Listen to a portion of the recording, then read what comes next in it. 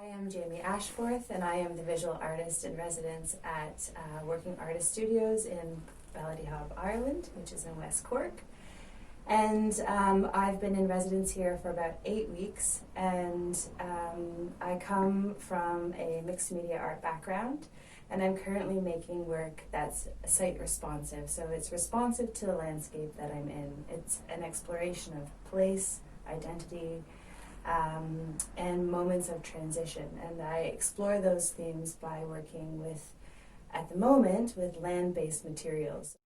Prior to coming into the residency, I was sort of experimenting for the first time over the last, let's say, 8 months with going out and collecting berries, flower petals, leaves, rocks, all kinds of things, and trying to kind of crush, dry, boil, distill them into paintable materials.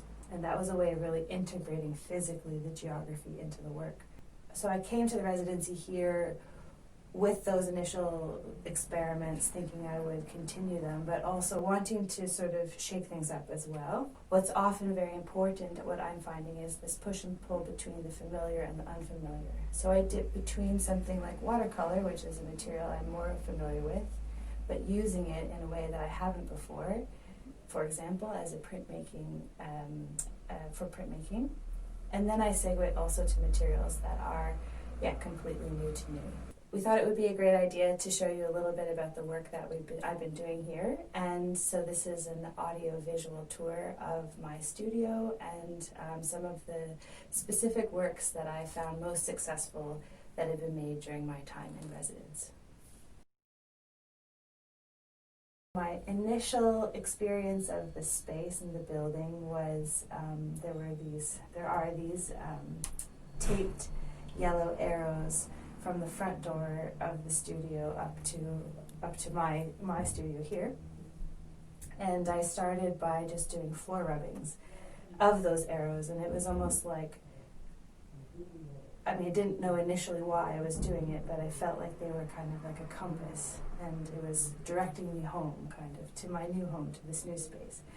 And I loved that, like in the rubbing, I just did with basically carbon paper and pencil, that the pencil rubbing picked up, and the carbon copy picked up the subtleties, like I'm looking at them on the wall there, but the subtleties of like where the tape overlapped to create the head of the arrow. And the texture of the wood floor. So it's really not about the arrow specifically, but it's about the arrow on that piece of wood, on that floorboard, pointing me to this specific space. So it's so, so particular to the place. And from there, I forged blackberries and made some blackberry ink, and I ended up printing my fingertips. I was sort of thinking a little bit about place and geography and home and connection to place, and also identity, and how identity and place are so connected. But as a Canadian in a new space, how do I feel a sense of identity, or how do I identify with the new space? And so, fingerprints are like the most, what would be the right word? They're the most particular marks on our body that's so true to us. And I had been at the Garda office doing the paperwork to register here, and I had my fingerprints digitally scanned and saw them blown up on the screen and thought, like, these are topographical maps. This little fingerprint that I hardly ever noticed. And so I thought, how interesting to create another version of that map, but with material from the land.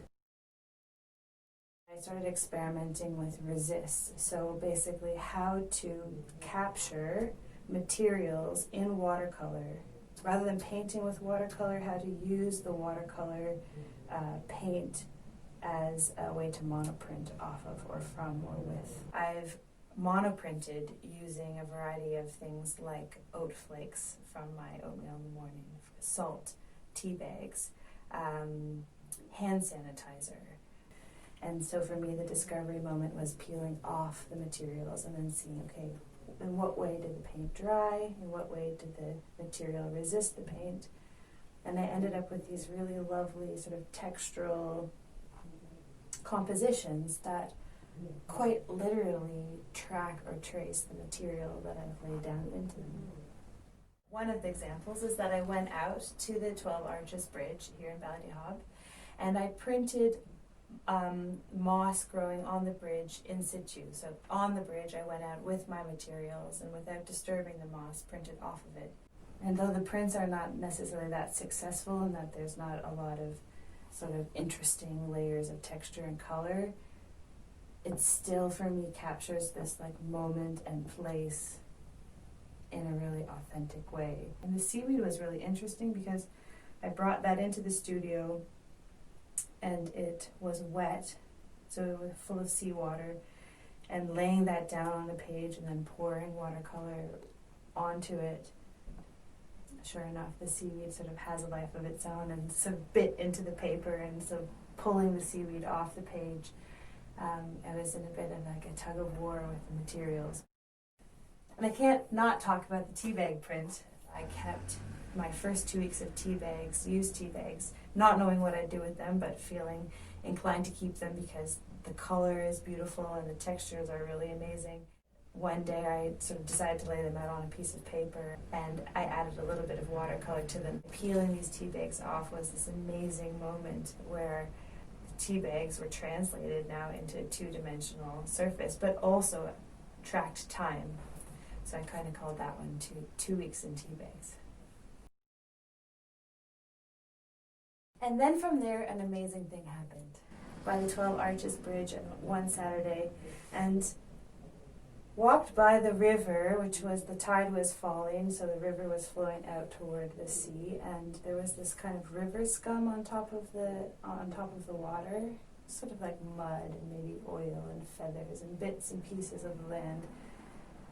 And I thought, like, wow, it would be so cool to print that.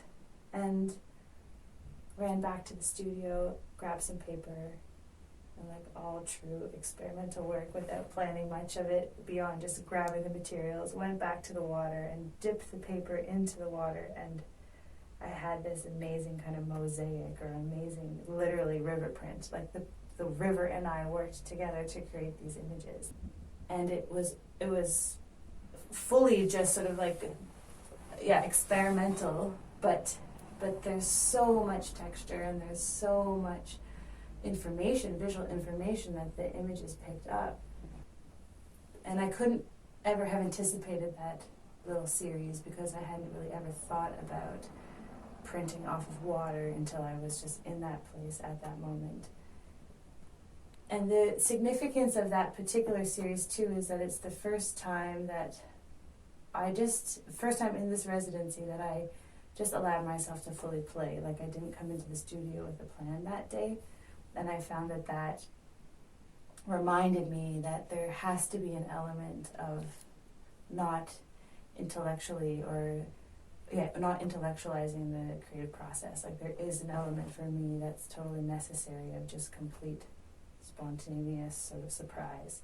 Another sort of spontaneous printmaking experience was the spore prints. So basically placing a mushroom on a piece of paper and leaving it overnight. Mushrooms drop their spores, and different colors and different shapes emerge in this totally spectacular way that traces and tracks the texture of the under the cap of the mushroom. Like, it's really not me making that work. It's really the mushroom printing itself, which calls up this interesting kind of point where, like, in what part am I facilitating the land making its own mark making, and in what way am I the maker? Like, I think that we're kind of working together.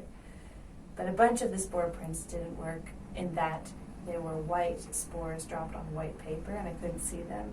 So I sort of ended up taking them to the next stage where I fixed them and then rubbed some chalk pastel onto that relief print. It's essentially a relief print, and ended up with some really beautiful, kind of abstracted impressions of the mushrooms. But also there's something more than just the impression of the mushroom. There's something there for me that's emotive, that there's sort of vagueness and sort of murkiness, and I like that point in the middle of not being totally sure what's happening. Because that's where there's all this potential. That's where the magic is.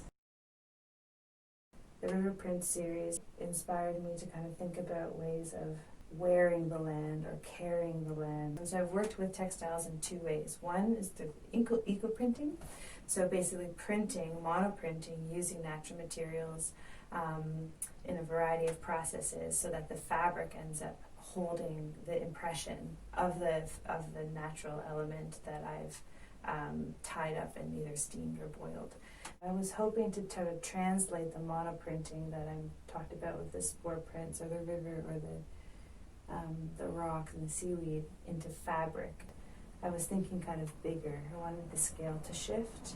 For me, the most successful pieces of the eco-printing series have been ones that are actually still quite literal, where you can see the material, like the simplicity of knowing that like the lavender stalk and bud have been preserved in these very clean ways. It was the kind of closest to the vision of it I had.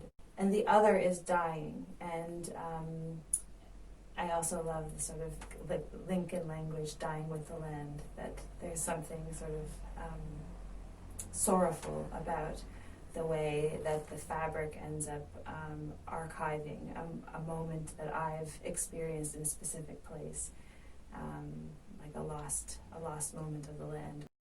The darker prints here are of the Sheep's Head Way hiking path, so I'm not even sure really how much has been dyed and how much is still just like more of a sculpture. But it's still a kind of translation of a process. Letting the mud sit and dry, and then spending time rubbing the mud off of the fabric. And what's left is this kind of distressed piece of fabric that still has bits and pieces of mud on it, and it has this also beautiful kind of velvety light brown dye. It memorializes the place, and in a way that I can also imagine throwing this piece of fabric kind of over me or keep it in the space to bring the external landscape inside. So this residency has been hugely impactful in my process and in my life in general, in that it's given me, I think, three really important and very sort of timely things. And the first is a studio and an artistic community, a creative tribe. The building here at Working Artist Studios is full of studios with other artists working, and I found that working with Marie and Paul and Dulta and Selena has been an amazing experience where I've been I felt really integrated and cared for and supported, and I work quite independently, but whenever I've needed a specific kind of support in terms of where to buy masking tape or where to go for hikes or trying to process certain ideas out loud or share in the reveling that comes with an experiment that worked in ways I could never have imagined, they've been here, and that's been amazing. And I've been quite nomadic over the last little while, and so to have a place, to have a home, to have a nest, to be able to spread out and set up and leave things on the wall for me to see every day, day in, day out, has been a blessing. It's been amazing. A very unexpected element of my practice has been the immersion of daily digital photography. And I've just found it's become a ritual in my day and in the way that I engage in new environments and translate my experiences and catch these sort of fleeting moments of beauty that I know a minute later with the light change are gone. It's been an amazing experience to get to know the shoreline and to see the rhythm of the tide ebb and flow and rise and fall, and the lushness of Ireland in November, which in Canada is the season that the leaves have changed and the trees are bare and snow starts to fall. The clearness of the bright autumn or now winter sky at night, like there's the real presence that the land has here. And Ballydehob is this cute little time capsule. It's this little village that in a way feels like time has never passed here. It's full of creativity, like there are all kinds of little reminders all over the place that there are other makers here. Marie, in all her wisdom at the beginning of the residency, said that it's at the end that you start. And that sentiment, as I've replayed it over and over, which I've needed to do many times, it sort of calms my system down, realizing that every piece is a new start, every series is a new start, every day is a new start in the studio. And so I know that this is the beginning of something else. And with that in mind, I would love your feedback. So if there's a piece or an idea you'd like to share your comments with me about, or if you have questions about my process, I would love to hear what the community here thinks here and away. So please feel free to send in your feedback. And we're also hoping to have a public sharing exhibition at sometime in December, early December, hopefully, if lockdown ends, as we're hoping it does then. And hopefully that will enable people to come and have a look at some selected pieces in person. And I'll be there, and I would love to have a cuppa and a conversation with you.